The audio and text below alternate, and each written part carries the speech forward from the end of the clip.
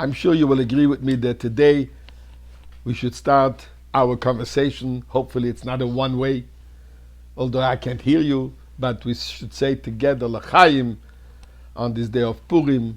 May we celebrate this Purim together with Moshiach in Yerushalayim, in the Beis HaMikdash, because Purim is eternal. So first, Lchaim.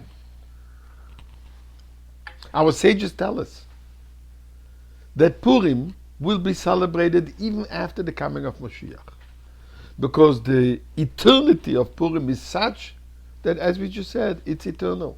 And why?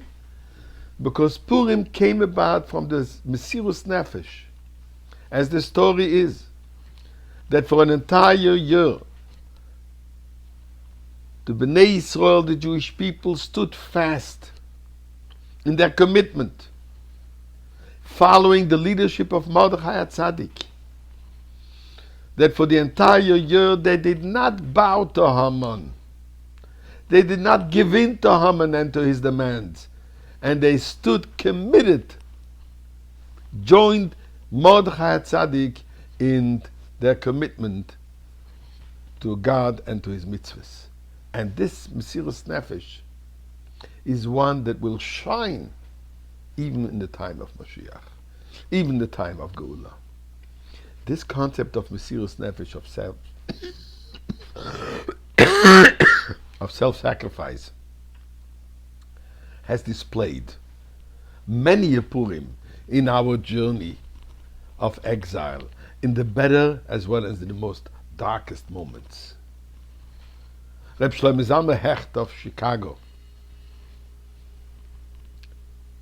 shared fascinating story on his radio program about 50 years ago.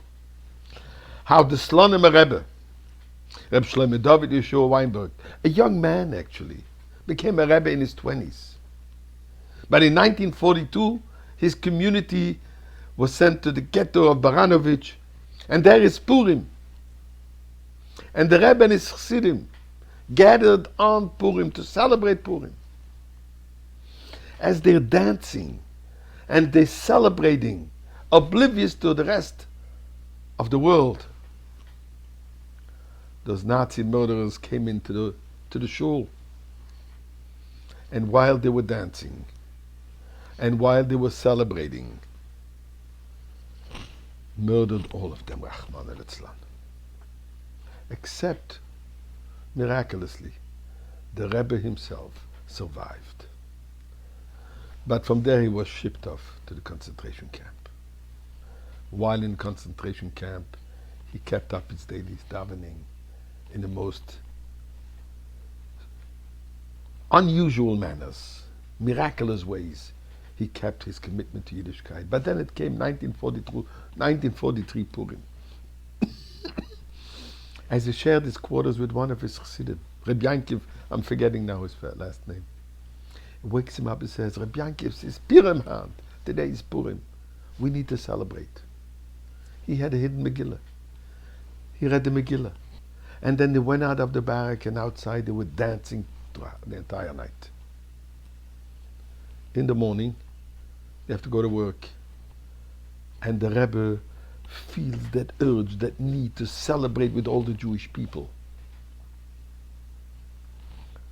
Has this ingenious idea. Turns around to his henchmen, those Nazi murderers, and calls them to a challenge. Let's see who can dance nicer, you or us. They liked the challenge. And those Nazis, they started dancing their wild gestures. They had well eaten. They were well in their best shape. And they danced.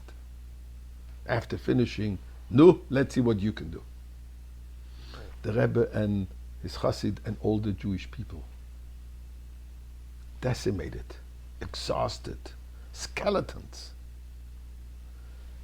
He did the Rebbe's call, said, Eden is Purim, today is Purim, and let's dance for joy for the Eibishter. And they started dancing. And dancing they did. Till those murderers couldn't take it anymore. And as they are so oblivious to the world, as they are in such state of total ecstasy to godliness, they return their souls to God and they continue dancing.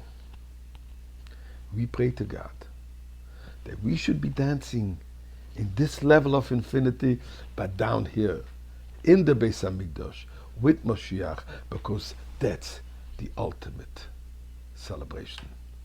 My friends, a freilichen Purim, a happy Purim, a geulidike Purim, with the last mem of Purim, the mem with Moshiach in the Beis Hamikdash today.